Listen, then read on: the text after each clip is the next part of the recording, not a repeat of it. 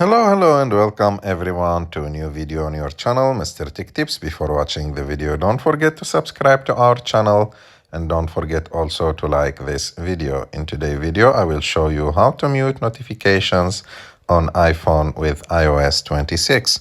To do this, you have just to go to your settings and after that, go to Focus.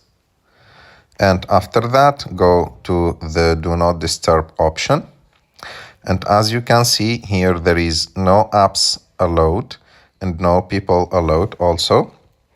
And after that, go and swipe down.